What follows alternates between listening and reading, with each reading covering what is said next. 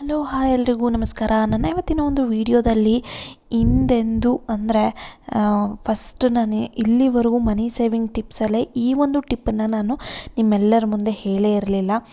ಯಾಕೆ ಏನು ಅನ್ನೋದನ್ನ ವಿಡಿಯೋ ಕೊನೆಯವರೆಗೂ ನೋಡಿ. ಯಾಕೆ ಅಂತಂದರೆ ವಿಡಿಯೋ ಅರ್ಧಂಬರ್ಧದಲ್ಲೇ ನೀವು ನಿಂತು ಕಮೆಂಟ್ ಮಾಡೋದು ಬೇಡ. ಸೊ ಕೊನೆವರೆಗೂ ನೋಡಿ, ನಿಮಗೆ ಅರ್ಥ ಆಗುತ್ತೆ. ಅದಕ್ಕಿಂತ ಮುಂಚೆ ನೀವು ಇನ್ನು ಯಾರು ಚಾನಲ್ನ ಸಬ್ಸ್ಕ್ರೈಬ್ ಮಾಡದೆ ನೋಡ್ತಾ ಇದ್ದರೆ ಈ ಕೂಡಲೇ ಹೋಗಿ ಸಬ್ಸ್ಕ್ರೈಬ್ ಮಾಡಿ, ಲೈಕ್ ಮಾಡ್ತಾ ಶೇರ್ ಮಾಡ್ತಾ ನಿಮ್ಮ ಕಮೆಂಟ್ಗಳನ್ನ ಮಾಡೋದನ್ನ ಮರಿಬೇಡಿ. ಸೊ ಬನ್ನಿ, ಮಾರ್ವಾಡೀಸ್ ಓಕೆನಾ. ಮಾರ್ವಾಡೀಸ್ ಯಾಕೆ ತುಂಬ ರಿಚ್ ಇರ್ತಾರೆ, ಹಾಗೆ ಅವ್ರ ಹತ್ರ ಲಕ್ಷ್ಮಿ ಕಾಲು ಮುರಿಸ್ಕೊಂಡು ಇರ್ತಾಳೆ ಅವ್ರ ಮನೆಯಲ್ಲೇ ಅಂತ ಹೇಳ್ತಾರೆ. ಸೊ ಯಾಕೆ, ಏನು, ಇದರ ಬ್ಯಾಕ್ಗ್ರೌಂಡ್ ಕತೆ ಏನು ಅಂತ ತಿಳ್ಕೊಬರೋಣ. ಸೊ ಪ್ರಾಕ್ಟಿಕಲಾಗಿ ನೋಡೋ ಹಾಗೆ ಇದ್ದರೆ ಓಕೆನಾ. ಹಿಂದಿನ ಕಾಲದಲ್ಲಿ ವಯಸ್ಸಾದವ್ರು ಹೇಳ್ತಾಯಿದ್ರು ಹಂಗೆ ಹಿಂಗೆ ಅಂತ, ಅದೆಲ್ಲ ಬೇಡ ನಮಗೆ. ಸೊ ನಾವು ಪ್ರಾಕ್ಟಿಕಲಾಗಿ ಥಿಂಕ್ ಮಾಡೋಣ.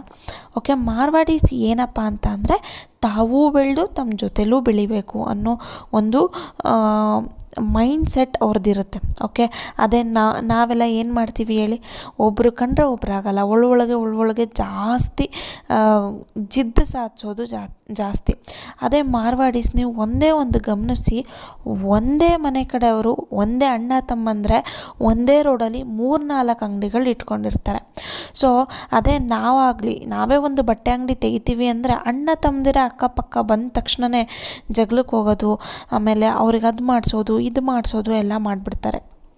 ಸೊ ಅದೇ ಈ ಮಾರ್ವಾಡೀಸ್ ಏನಂದರೆ, ಒಂದೇ ರೋಡಲ್ಲೇ 3-4 ಅಂಗಡಿ ಅವ್ರವ್ರದ್ದೇ ಇರುತ್ತೆ.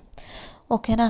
ಇದು ಒಂದು ಅವರ ಬೆನಿಫಿಟ್. ಅಂದರೆ ಅವರು ಏನಪ್ಪ ಅಂದರೆ, ಒಗ್ಗಟ್ಟು ಜಾಸ್ತಿ ಮಾರ್ವಾಡೀಸಲ್ಲಿ, ಪ್ರಾಕ್ಟಿಕಲಾಗಿ ಥಿಂಕ್ ಮಾಡೋ ಹಾಗಿದ್ರೆ.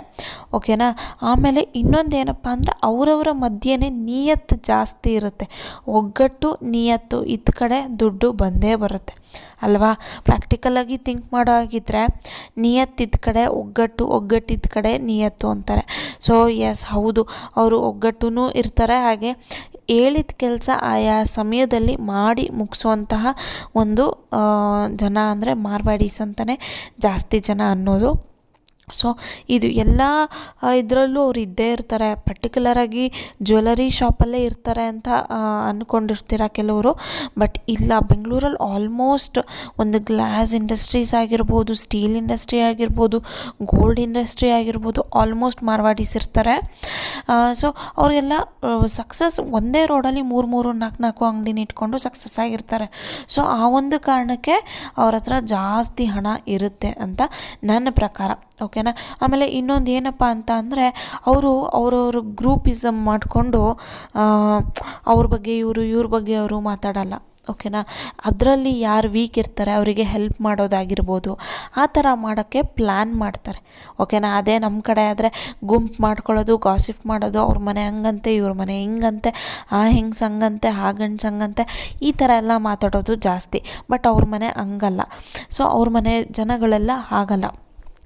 ಒಗ್ಗಟ್ಟು, ನಿಯತ್ತು, ಹಾಗೆ ಹೆಲ್ಪಿಂಗ್ ನೇಚರ್ ಜಾಸ್ತಿ ಇರುತ್ತೆ. ಸೊ ಈ ರೀತಿ ಆದಾಗ ದುಡ್ಡು ಬಂದೇ ಬರುತ್ತೆ. ದುಡ್ಡು ಬಂತು ಅಂತ ಅಂದರೆ ಅವರು ಶ್ರೀಮಂತರಾಗೇ ಆಗ್ತಾರೆ. ಸೊ ನೀವು ಈ ಎಲ್ಲ ಟಿಪ್ಸ್ಗಳನ್ನ ಫಾಲೋ ಮಾಡಿ, ನೀವು ಬೆಳೀರಿ, ನಿಮ್ಮ ಸುತ್ತಮುತ್ತ ಇರೋರನ್ನೂ ಕೂಡ ಬೆಳೆಸಿ, ಹಾಗೆ ಯಾವುದೇ ಒಂದು ಪುಟ್ಟ ಕೆಲಸನ ಮಾಡೋ ಹಂಗಿದ್ರೂ ಕೂಡ ನಿಯತ್ತಾಗಿ ಮಾಡಿ ಅಂತ ಹೇಳ್ತಾ ಈ ಒಂದು ಪುಟ್ಟ ವಿಡಿಯೋನ ನಾನು ಇಲ್ಲಿಗೆ ಎಂಡ್ ಮಾಡ್ತಾ ಇದ್ದೀನಿ. ಪ್ರಾಕ್ಟಿಕಲ್ ಥಿಂಕಿಂಗಲ್ಲಿ ಈ ಎಲ್ಲ ವಿಷಯನ ನಾನು ಹೇಳಿರೋದು ಅಷ್ಟೇ, ಇನ್ಯಾವುದೇ ರೀತಿ ಅಲ್ಲ.